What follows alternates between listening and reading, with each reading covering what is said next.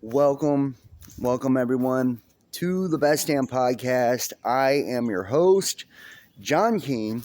As always, I'd like to thank you guys for joining me. Make sure to hit the like, give us a thumbs up, and subscribe to the channel if you would like to book your own personal reading, donate, support my work, or join us over on Patreon, or follow us on our social media, or check us out on any of our other platforms. The links are in the description box down below. Today I want to talk to you guys about the new moon in Aries and the solar eclipse that's coming up. Guys, this is a hybrid eclipse, black moon. This is a Aries Libra season. It's all about relationships, man. It's all about relationships. This is going to affect your love life, probably in ways that and I feel like a lot of you are already feeling this eclipse energy. It can be incredibly dramatic. It can be incredibly chaotic. But it shows up major in our life at this time.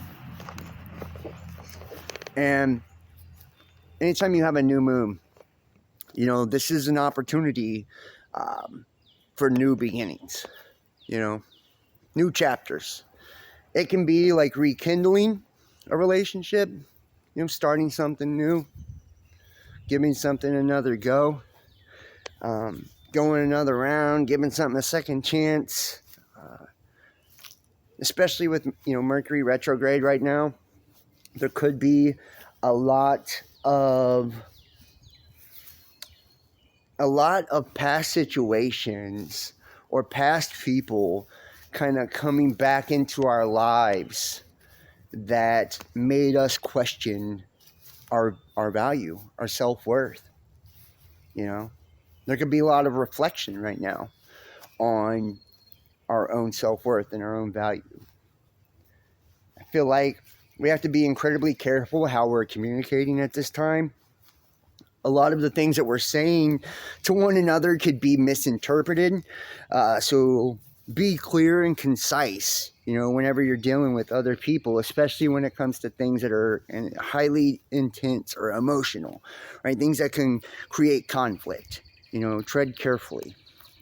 Right now is a perfect opportunity to create a realignment in our lives, and really seek balance. I feel like as much as the Libra moon was about connecting, now it's more of about detaching, but not detaching in a negative way, but detaching in a healthy, positive way, in a way that's going to bring more balance into your life. Like some of you guys, may need to, and this sounds crazy, but like maybe you text too much. Maybe that's all you do is sit on your phone with this person and it's getting too much, Maybe you never do anything apart, It's like stepping off of the gas in that way and allowing more freedom for yourself and freedom for your partner, for your person. But it's also about like working on the whole gambit of life. So some of you guys could, have this need to focus on your health, get your health in order, start working on a better exercise routine, or refocusing on exercise, or eating healthy, or, cutting out negative habits, addictions, right? Things of that nature. That's one thing. Another, right now, people could just be worrying about their money, their career. It's like if you have creative projects or businesses that you have, things that you're really passionate about, don't give up on that. Get refocused with that. Recommit, to the things that you're passionate about and the things that you really want to give energy to. And I feel like a lot of us too could be burying ourselves in work, so make sure you do that in a healthy way if you do. Sometimes that's the best medicine. It's just like focusing on your money, focusing on you, doing you, and it's like such a cliche thing to say, and I fucking hate it because so many people use that in such a narcissistic manner. They're like, I'm just doing me right now, as an excuse to like be incredibly selfish, self-centered, or discount how another person feels. It's incredibly manipulative, right? And that's how our society is, right? But I mean, like, the I'm just doing me in a healthy, positive self-care type of way. Like, I'm doing me as in, I'm doing what's best for me in all areas of my life, not just making excuses to overindulge or to be impulsive, right? Like, we don't need that. That's not going to bring us any long-term stability, any joy, past the fleeting moments that, if you even have joy in those fleeting moments. Most of the time, it leads to irrational behavior and mistakes.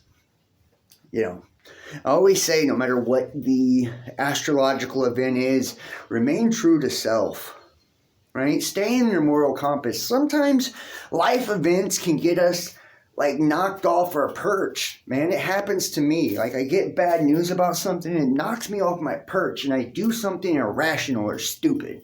It's like, that's what causes a lot of us to feed into addictions. We get emotional turmoil in our lives, or we have, things that come up that overwhelm us or make us feel like it's too much. So we turn to drugs, we turn to sex, we turn to dysfunctional behavior, sometimes self-sabotaging or sabotaging relationships. A lot of people have this fear of getting too close or a fear of being abandoned. So they'll sabotage relationships just to keep from growing too close or to keep from getting hurt in the future.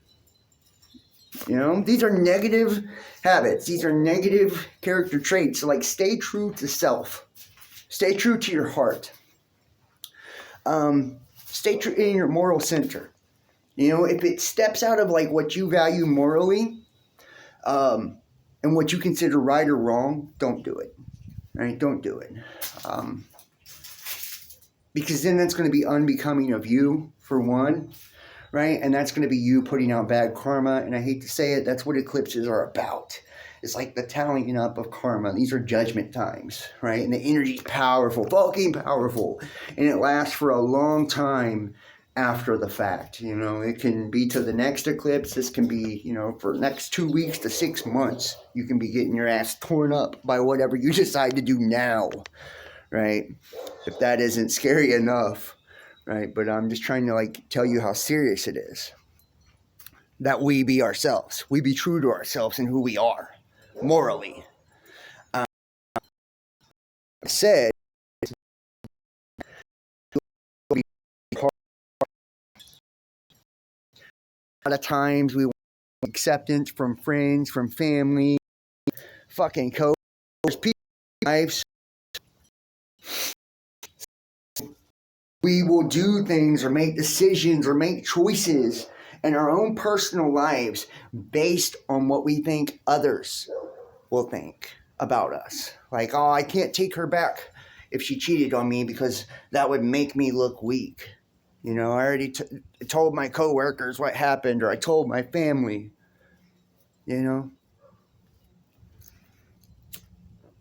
Shit like that. I can't take him back. Or I can't forgive him because that would make me look gullible.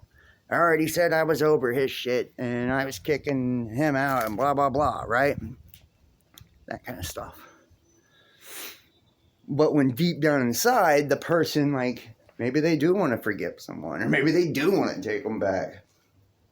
Their heart is happy with a person or a situation, a circumstance. It can even be a job. Somebody's trying to shame you over a job that you love, or a passion that you have, a business you're trying to create, right? And you don't want to look stupid or look like a failure, so you never launch it. You never try it. Like, some people want to be content creators, but they never make a video because they don't want to look stupid to their friends and family online when they don't get any views right away, or, whatever, It's like, don't allow others to dictate your happiness, right?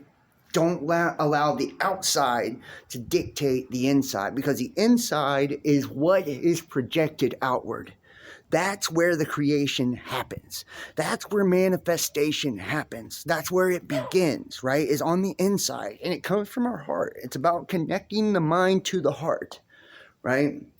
So having those clear crystal thoughts, not negative, right? We can feed ourselves, and we can do this, especially at the eclipse times. This is the highest time of suicides and everything.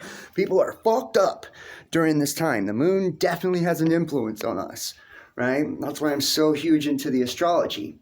It's like we can tell ourselves negative narratives, negative stories, right, that just aren't true. This is not the time to do that. No negative self-talk. Nothing that's going to actually help you. What you gain by worrying, stressing, right? It actually hurts you, even physically. Your immune system is compromised by stress, so you're not going to benefit from any of that shit. No negative narratives for the self. And if we can get our thoughts working in the direction and be clear and concise with the plan that we want to create for our lives, what we want our lives to look like, how we go about getting there. I want to be more handsome or in better shape. So I'm going to commit to working out, commit to eating better, commit to this, which means I have to get up an hour earlier each day to do this, right? Like commit to these routines, commit to these things that are going to help you accomplish the life you truly want. I want to be in a monogamous, committed, loving relationship. You find yourself with somebody that's fucking detached and closed off emotionally. Guess what? You will never have that relationship if the person you're with does not want that too, right? So sometimes we have to commit to letting go. I have to release this person and decide that I'm not going to settle. If it doesn't meet what I need emotionally, my heart, what I need physically. Some people, they have different love languages, and we all need someone that speaks to our love language, because that's like the truest version of ourself. That's the deepest version of ourself, is through love. That's why relationships, emotional connections, they stay with you. That's where the greatest spiritual lessons are learned. It's where our life lessons are learned. It's through our partners, and it starts young for a lot of us, especially in today's society where sex is so open and we start that journey a lot younger now. Not to say whether it's good or it's bad, but I don't think we understand how connected and how we spiritually connect to somebody when we engage in that act, right? Whenever we have sex, that's the power of creation. It's the most powerful act that you can do. That's why all ritual magic uses semen and menstrual blood and all of that, because it's the power of life, and that's God, right? God's life. It's true abundant energy. So when we connect to somebody in that way, we don't just connect physically.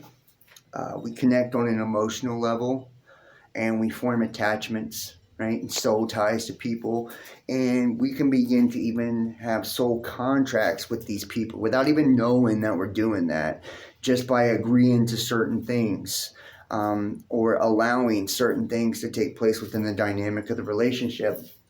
And a lot of times we seek out partners that will teach us that next lesson we need to grow, until I believe that we mature enough to be able to work through the dynamics of partnership and have it, be lasting, with longevity, right? And it be healthy and productive, and it brings that fulfillment into our lives that we seek through partnership, right? And that's just one dynamic. We have a million life lessons. We learn life lessons through our careers and work as well, our friendships and our social lives also, our spiritual lives definitely, our physical regiments and routines, the way that we eat. There's lessons in all essence of life, but the new moon offers an opportunity for you to start a new chapter, a new version of you, right? This is the time too, and Aries is about confidence, taking action, taking action. So it's like if you've been putting off making a move on something, initiating something, this is the time to do it, right? This is the time to initiate new things, new beginnings, new endeavors. If you want to start a next chapter, a new chapter in a relationship or in a career or whatever, like this is the time to do it, right? Whether you're starting a new project or putting life back into something that you've already been working on, this is the time. We do have to be aware of ego and overconfidence at this time as well. I hate to say it, like some of us can detach too much, and this time's going to teach us. It's going to teach us. This is all about the karma. Karma is going to pay off. You're going to get what you put into these eclipses. That's the way it works. So if it's you needing to be humbled, trust me, you will be humbled. And a lot of us we're going to understand the value of people in our lives, in a very powerful way. A very powerful way. This is going to teach us not only our own sense of self-worth and purpose, but it's going to teach us how to value others more, and relationships more, and connections more. And some of us will need to lose people in order to gain that lesson. Some of us are going to lose people that we truly love. Some of us are going to, and we can lose them in a variety of ways, right? It isn't always a breakup or something, but when we have, when we take people for granted, we take situations for granted, right? We show the universe that we're not mature enough for that type of situation or that type of experience yet, right? So we have to, sometimes be sat down, put in the corner by God, to learn the lesson, like have time to think yourself. And like, that's what, that's healthy detachment, taking a step back from things and like working on you and making sure you have all your ducks in a row and all your shit together. Like you can't control what other people do, and God's going to teach you that in this one. He's going to teach you that. He's going to teach you what healthy detachment's about. He's going to teach you what true confidence in yourself can be like. And it's going to be, you understanding that your life and the quality of your life is only based on your efforts and your merits, and what you are or you're not willing to accept in life or willing to tolerate, And what we truly desire is what we will pursue, and we will pursue it because we were willing to put in the energy and the effort to set ourselves up to have it, right? So many people, I hate to say it, in today's world say, I want a good guy or a good girl, I want love, I want commitment, I want this, until they get it, right? Then once they have it, what do?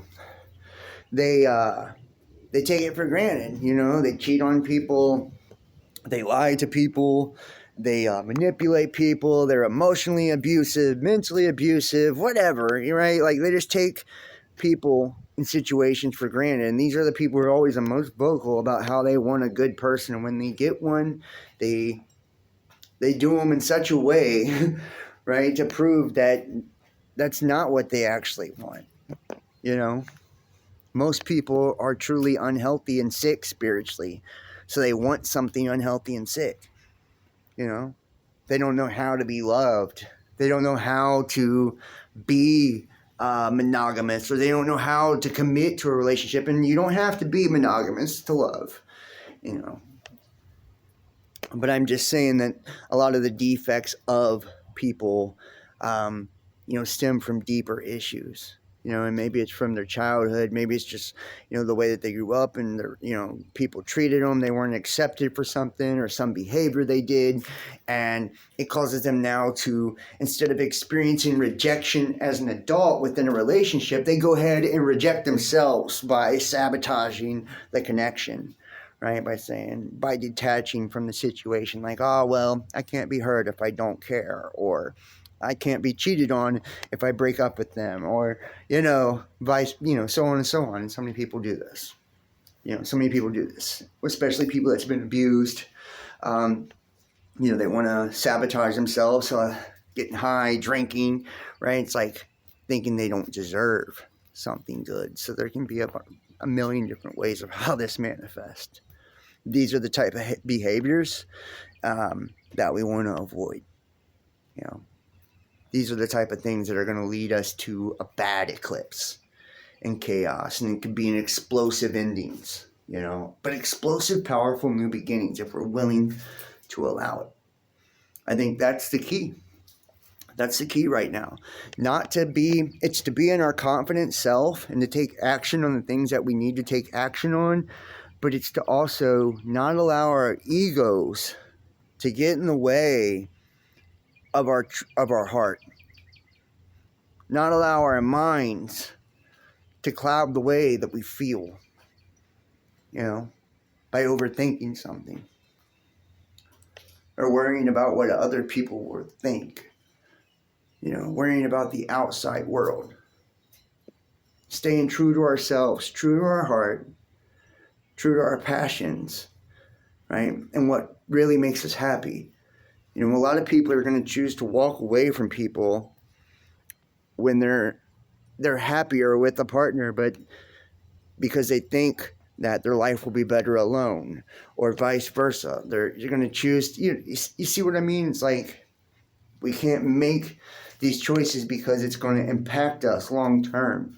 So it's like, be careful about the decisions you make, and don't hold on to anything that isn't holding back onto you, because it could indicate that it's that fear that prevents us from letting go. It's releasing control, and what's meant for you will be in your life, and who's meant for you will be in your life. So like, if that person you're with or that person that you're thinking of, right, is truly meant for you, then they're never going to go anywhere. They're never going to go anywhere, no matter what happens in your particular situation. Releasing them will only show you if they were truly yours or not, right? Releasing situations will only show you if they were truly meant for you or not. And it's going to bring you so much more peace, not stressing about the situations. And it's going to bring so much more ease into a situation, and healing and communication into a situation, and attraction into a situation, by just allowing you and your person to come to each other, right, on your own terms as individuals. Like I said, healthy detachment. Not over giving to any situation or anything. If you're texting and you're not receiving text back, stop texting. If you're calling, you're not receiving calls back, stop calling. Right? If you're initiating touch and you're not receiving touch and love back, stop initiating. Allow things to come to you. Allow things to manifest naturally. That way you attract the real experiences you want, instead of trying to force through fear of like, oh, this person's withdrawing from me, so I need to, be more offensive and put on the pressure. And what it does is it pinches off the energy and gets it all tangled up and distorted and makes things chaotic, explosive, and something's got to give. There has to be a release somewhere, and it usually results in a disconnect, right? And the universe has got a fucked up way of disconnecting love and relationships, in case you haven't noticed, right? So it can be like, cheating, fighting, going to jail, that kind of shit. That's what Eclipse brings. Crazy shit, right? Like those nutty ass boyfriends and girlfriends that you had in your past, some of you, that kind of shit. So don't let your eclipse season get too damn lit, because You didn't allow shit to happen on its own. And like, remember, staying positive, not getting in our heads about situations, not getting in our heads about ourselves, beating ourselves down, hating on ourselves for things we did or didn't do, choices we did or didn't make, shit we do or don't have, right? Like, don't get into that shit either. Allow mental clarity, be healthy in all that you do. Stick to your moral compass, stay focused on your goals, and stay focused on how you achieve them. Have a plan to achieve them and attack it with fucking all you got. All you got. Put your energy towards that and stay positive. Stay positive. Have faith. Believe that good can happen. Believe that you can manifest. Believe that you can attract. Believe that this eclipse is meant for your good. Stay away from the rituals too. Never do rituals, moon rituals on eclipses, guys. I'm telling you, I did it once. Woo! You're talking about some wild shit happening. That was wild. That backfired big time. So take it from me, from experience. No rituals. You know, if you want to write down intentions and journal and script and all that, writing beautiful, positive, healthy things down, saying mantras, fine. But stay away from the rituals. You don't want that shit to twist on you. You know, make sure everything you're doing is in love and that you have the purest intentions for you, yourself, for your person that you're dealing with, and for the world, for the universe. You know, if we're sending out healing and we're sending out love and we're sending out goodness and positivity, we are creating, there has to be balance, karmic balance. Right, so that's got to return to us to keep the balance of energy we're giving, you know, and energy we're giving. So there's a karmic imbalance. We you know, we're owed good energy back when we put that out, so to speak. Even though we're not owed anything, and we do things that are good because they're good, not because we want a reward. But we create a karmic imbalance by giving, by serving, and then the universe has to right that imbalance by serving us, by giving to us, you know, and we put ourselves in alignment for the beautiful things, for the better things in life when we have that mindset, when we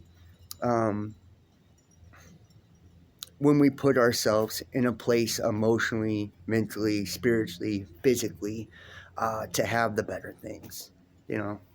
Not even about who you know or anything like that.